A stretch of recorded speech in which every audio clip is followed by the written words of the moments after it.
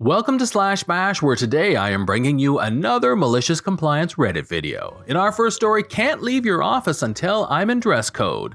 Let's jump right in. Alright, after lurking for ages and enjoying all of your fantastic stories, I think it might finally be time to post mine. Public school. I was almost 18 in my senior year of high school and I was, and still am, super into fashion. I got this great skirt that was admittedly short but still pretty clearly within my school's dress code. Of course, I had to show it off, paired with a completely opaque pair of black tights and some sturdy boots. Not an inch of my actual leg could be seen. I stepped out of the car as my dad dropped me off and stopped to straighten my skirt.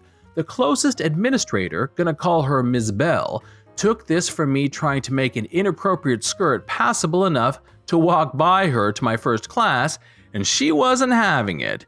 She immediately, and not very nicely, told me I had to go change into scrub pants provided in a place we call the Choice Center, which was also where kids who misbehave get sent for ISS or detention, and it's called that because it's where you go to deal with the consequence of your choices. I asked how it was out of dress code and demonstrated that it was the right length. She refused to elaborate and threatened to write me up if I didn't get going. I arrived in the Choice Center and explained what had happened. The male administrator looked me up and down confusedly and told me I was fine. He sent me to my first class with a late pass and no scrubs. I guess he talked to Ms. Bell, or maybe she just really had it out for me, because no sooner than 15 minutes after I arrived in class did my teacher receive a call from the front office. You guessed it, it was Ms. Bell asking for confirmation that I had changed. My first period teacher knew nothing of the morning's events and told her no, I hadn't changed, but also that I didn't need to as I was within the dress code.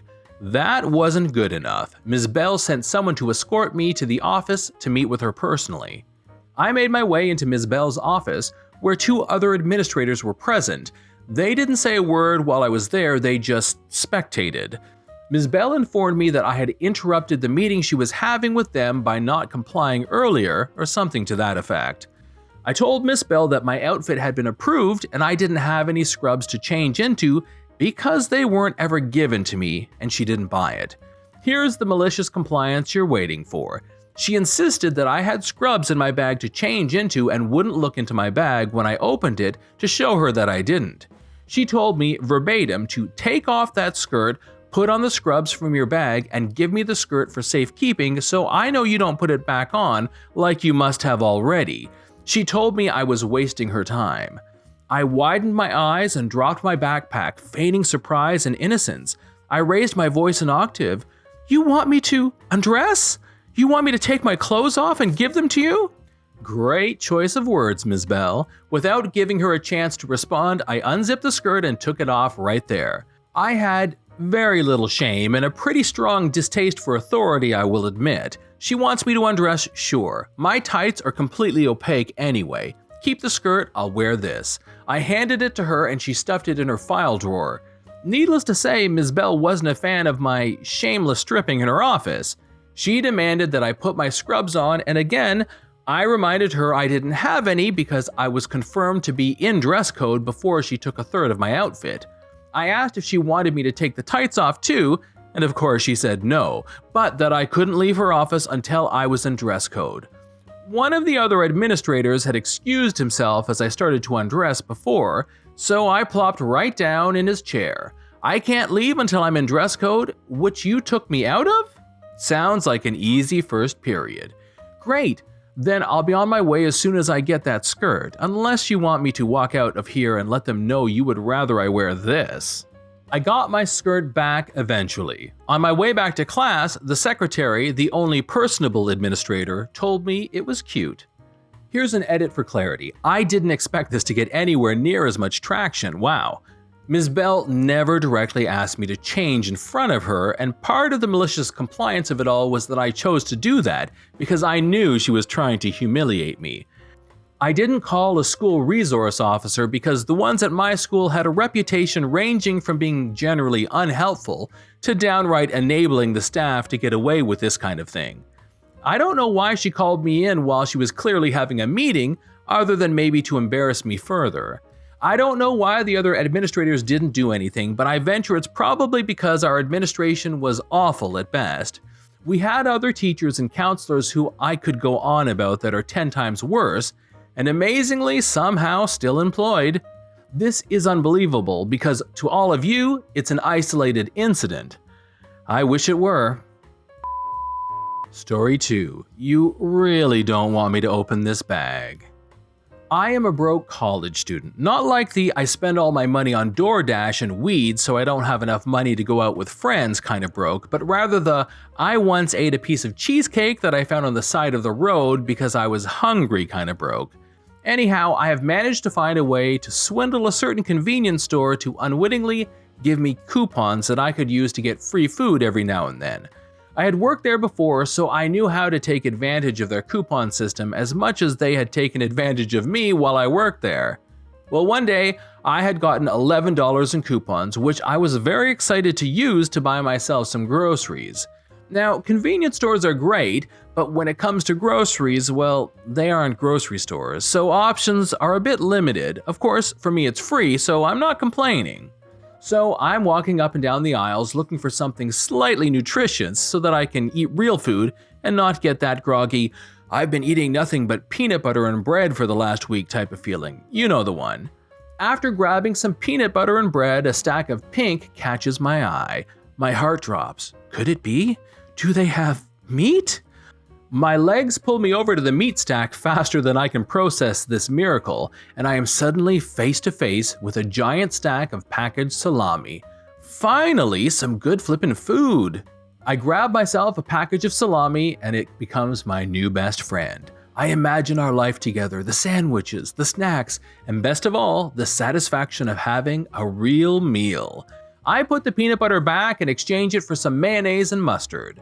Peanut butter had gotten me through some hard times, but sometimes you just gotta upgrade. I'm sorry, old pal. Papa just needs some meat. I go to the checkout stand with my salami beaming like a maniac. After getting home, I am ecstatic about this meat, and I immediately unwrap the salami. As soon as I begin peeling it, I realize my mistake. Instantly, the wrath of Genghis Khan charges directly from the meat to my nostrils with a weaponized stench that pulls at my stomach. This is no salami. This is a foul, vile monster. I try to reseal the salami to contain its stench, but it is too powerful. The salami refuses to be contained. Panicked, I scour the house for anything I can find to vanquish this terrible monster that has let loose in my house. I happened across a freezer bag into which I throw the salami. This displeases the salami. Furious, the salami begins planning its revenge. The freezer bag contains the stench for now, so I place it into the fridge to return to the store the next day. My thinking is that the freezer bag will subdue the salami until the next day, but I am a fool, a jester and a clown. Overnight, the salami rebuilds its arsenal. The night passes and I am ready to rid myself of this foul demon. I open the fridge. The most putrid, insulting, horrific smell rips its way out of the fridge, grabbing me by the nose and tearing it clean off. The taste of salt fills my mouth and I am unsure if it's from the salami or the tears streaming down my face. I rush to grab another few freezer bags and contain the salami as best as I can. The signature stench of the salami has filled the room. It's not going away on its own, so I open a window and head back to the convenience store with salami in one hand and a receipt in the other. I arrive and make my way to the cashier. As usual, I look malnourished and have baggy clothing, marking me as a suspicious customer.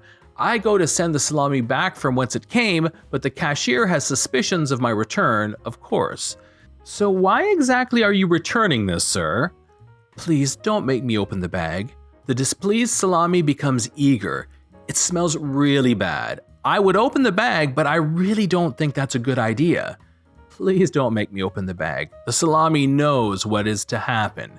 Sir, I can't do the refund if it's in the bag. You need to take it out to return it. You are making a mistake. The salami is preparing to strike. I put it in a clear bag so you can scan the barcode through the bag. Trust me, you really don't want me to open this. Please, for the love of all things holy, do not make me release this monster. The salami is foaming at the mouth. Sir, I can't do this return without you opening the bag. Either open the bag or take it home. I can't refund your money if it's in a bag. I worked at this chain for 3 years, and that has never been a policy. I don't know why you would make that up other than to somehow catch me in some act, but please, just trust me. The salami suddenly goes silent. It is ready. Are you sure? Yes, it is our policy. No, it isn't, but if you insist, then very well. Don't say I didn't warn you. I barely crack open the freezer bags and the salami, furious, bursts out with a stench so sour that even the Karen in line behind me pulls her mask over her nose. Actually, the cashier begins coughing as I pull the salami out of the bag. She apologizes profusely about the foul-smelling meat and scans the beast before issuing me $5.99 in-store coupons. I take the bag with me, leaving no line of defense between the cashier and the salami. You said you can't accept bags, right? Well, I guess I'll just keep these bags then. She tries using a store bag to contain the salami, but to no avail, as the store bags aren't airtight. You didn't want my bags, so have fun working next to the salami until the line dies down. I grab 2 jars of peanut butter and buy them with the coupon and head back home to have me some peanut butter and bread. I should have just stuck with old reliable. This is John from /bash. Thanks for watching. If you've enjoyed the video and want to see more of them, then hit that subscribe button. We would love for you to drop a like, share it with your friends, and we will see you in the next one.